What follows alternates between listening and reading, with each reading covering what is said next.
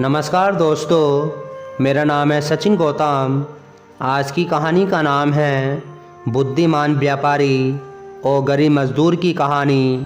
बहुत दिन पहले उत्तर भारत के एक गांव में एक गरीब मजदूर रहता था। वह गांव पहाड़ों और जंगलों के किनारे बसा हुआ था, इसलिए अक्सर जंगलों में रहने वाले डाकू रात के समय इस गांव पर धावा बोल दिया करते थे। डाकुओं के गांव वालों के पास से जो कुछ भी मिलता था उसे वह छीन कर ले जाते थे। एक बार एक व्यापारी इस गांव में आया।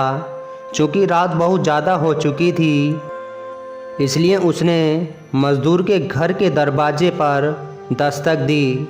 मज़दूर ने दरवाज़ा खोला। व्यापारी ने मज़दूर से कहा, मैं शहर की ओर से जा रहा था, लेकिन यहाँ पर काफ़ी रात हो गई है।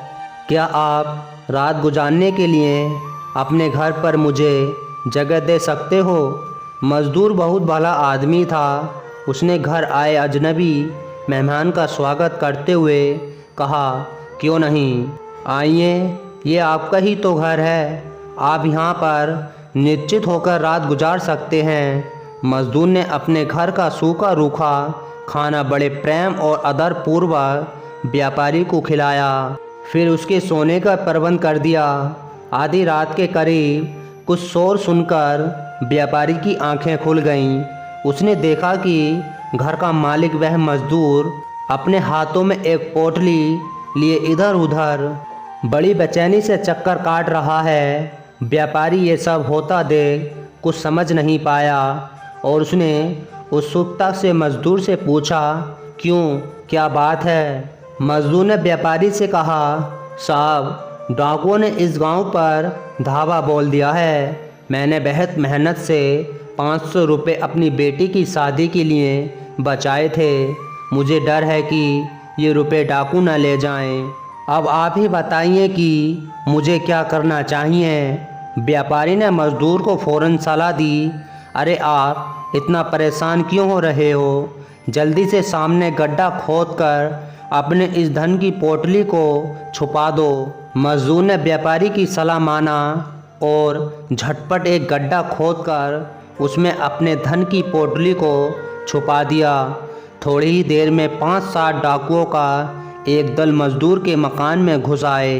उनके सरदार ने कड़कड़ाती हुई आवाज़ में पूछा, अपना सारा धन हमारे हवाले कर दो। मजदूर गिड़गिड़ाते हुए अपनी गरीबी बताने लगा। तो सरदार ने अपने आदमियों को हुक्म दिया कि वो लोग मजदूर के घर की तलाशी लें। डाकू घर की तलाशी लेना शुरू करते इससे पहले कि व्यापारी बोल पड़ा, आप लोग इस घर की तलाशी ना लो, मैं बताता हूँ इसने अपना धन कहाँ छुपाया है।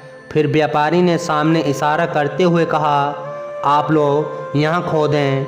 आना फाना में डाकुओं ने वह जगह खोद डाली। कुछ ही समय में धन की पोटली उनके हाथ लग गई। उन्होंने धन की पोटली ली और मजदूर को गालियाँ देते हुए चले गए।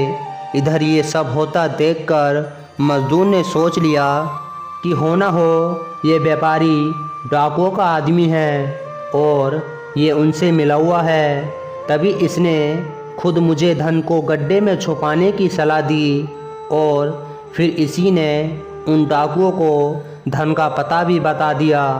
मजदूर ने जब ये देखा कि वह व्यापारी डाकुओं के साथ नहीं गया है तो उसे आश्चर्य हुआ। डाकुओं के जाने के बाद मजदूर ने दरवाज़ा बंद कर लिया और व्यापारी के पास पहुंचकर गुस्से में बड़ी देर तक उसे बुरा भला कहता रहा। व्यापारी ये सब देखकर मुस्कुराता रहा। जब मजदूर का जी भर गया और वह खुद चुप हो गया, तब सहज भाव में व्यापारी ने कहना शुरू किया, भाई, अब मेरी बात सुनो। दरअसल मैंने तुम्हारे धन का पता डाकुओं को बताकर तुम्हारे साथ होने वाले नुकसान के साथ साथ अपने आप को भी भारी नुकसान से बचाया है। अगर मैं तुम्हारे पोटली को नहीं बताता तो डाकू तुम्हारे घर की तलाशी लेते, फिर उनके हाथ मेरी पोटली लग जाती जिसमें मेरा 2500 रुपये नकद और सोने के कुछ जेवर हैं। इसलिए मैंने डाकुओं को तुम्हारी पोटली का पता बताकर उनका ध्यान उस ओर कर दिया और उन्होंने घर की तलाशी नहीं ली। वह व्यापारी ने अपने पोटली में से 600 रुपये निकालकर मज़दूर को देते हुए कहा, ये लो तुम्हारे 500 रुपये और 100 रुपये तुम्हारी बिटिया को उसकी शादी पर मेरी ओर से। मज़दूर व्यापारी की सूझबूझ और बुद्धिमानी देखकर दंग रह गया। तो दोस्तों, आपको हमारी कहानी पसंद आई हो तो प्लीज़ लाइक और कमेंट और सब्सक्राइब करना ना भूलना।